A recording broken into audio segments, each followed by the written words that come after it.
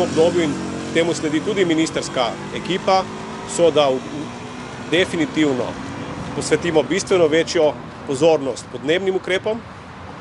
Ta veter je res fantastičen tle v Ljubljani, jaz sem ga navajen s Primorske, ampak okay. Podnebnim ukrepom na eni strani in zelenim politikam, ukrepom digitalne preobrazbe na drugi in podpori znanju in ustvarjanju novih znanj, zato tudi taki ministerski resorji, hkrati pa zdravstvo kot temelj socialno pravične in solidarne družbe. Ti tri elementi, poleg medgeneracijskega dialoga in stanovanj za mlade, so tisti, ki bojo temelj te koalicijske pogodbe. Konkretni ukrepi, ki vem, da me boste vprašali, ostajajo isti, ki smo jih že govorili in so tudi zdaj zapisani. Na eni strani zakon o RTV-ju, tle bomo šli prihodnji teden, zakon je usklajen in prihodnji teden ga bomo vložili. Na drugi strani konkretni ukrepi na vladi, na eni strani dejanska regulacija, ne to, kar zdaj počnejo, dejanska regulacija cen energentov z namenom olajšanja energetske draginje za ljudi, tudi na hrani, ne samo na energiji, in na drugi strani priprava COVID strategije za jesen in priprava zdravstvenega sistema na jesen, da bomo lahko boljše preživeli, kot smo jo do zdaj.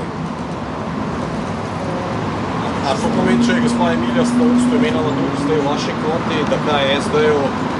Ne, da je ona neodvisna strokovnjakinja in mi smo, kot smo že napovedali, smo zelo veseli, ko se nam strokovnjaki pridružijo v vladi in smo jo z tega vidika sprejeli odprtih rok. Torej bo imela SD samo 3 resorje? Ne, SD ima 4 resorje. Digitalna preobrazba je bila vedno v kvoti Svobode. A ste v programu določili, koliko bo šlo z denarja z BDP-ja za obrambo? Ne, nismo govorili o konkretnih zneskih.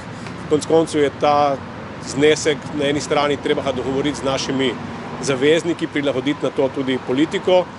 Smo se pa dogovorili, da bomo na varnostnem področju razširili nabor ukrepov in tudi namen investicij.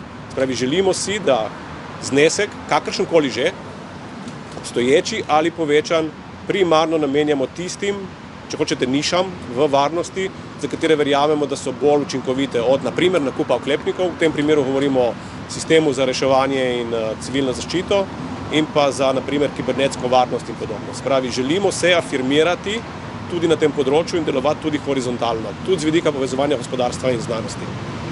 Zdaj, kar se tiče kmetijske ministrice, ste rekli, ne? Torej, težava je njeno soglasje, da se pove, da bo... Čakamo na njeno soglasje, to je stvar dogovora med nami in njimi.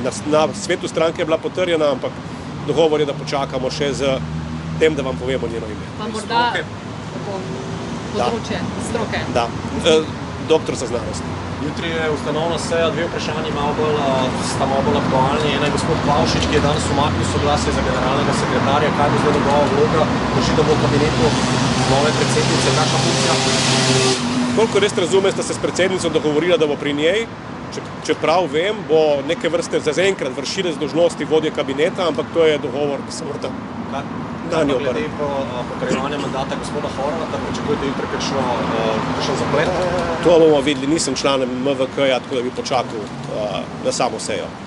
Morda samo še to, kakšno ste imeli vi neko strategijo oziroma dogovor oziroma politiko glede koalicijske pogodbe. Zdaj zaenkrat vam je sam dokument, se zdi, uspelo še kar zadržati. Kdaj bomo lahko mi videli ta dokument?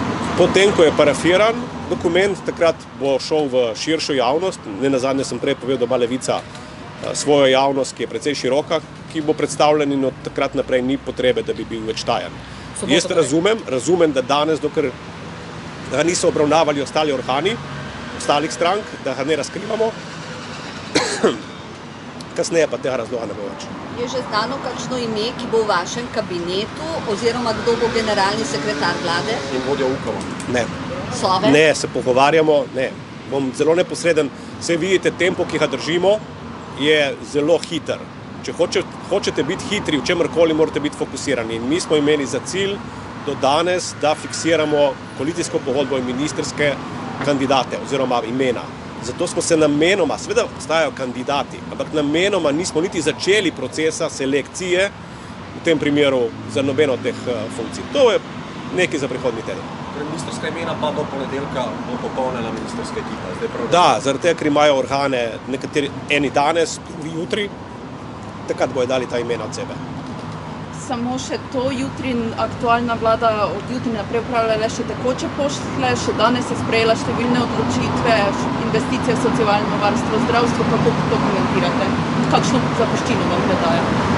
Jaz se vsak dan znova sprašujem o legitimiteti tega početja, ne o legalnosti, legitimiteti, še posebej, ker večina odločitev, ki jih sprejemajo v zadnjih dnevih po volitvah, ko je že jasno, da so ljudje zavrnili njihove politike, oni sprejemajo ukrepe, ki imajo večletne učinke. Zdaj, eni bi rekli, da to počnejo obupanci, jaz bom pa rekel, mogoče pa tisti, ki nimajo nek najbolj radi svoje države. Kako pa ocenjujete nov praznik, ki ga je danes uvedla vlada? Še nisem slišal, kaj pa to? 17. maj bo dan spomina žrtev komunizma. Komunističnega nasilja. Očitno bomo morali imeti dan zmage, ne samo 9. maja, ampak bolj pogosto, da se bomo spominjali, kaj je resnica. Ja. Ok, hvala. Hvala. Adijo. Najlepša hvala. Adijo.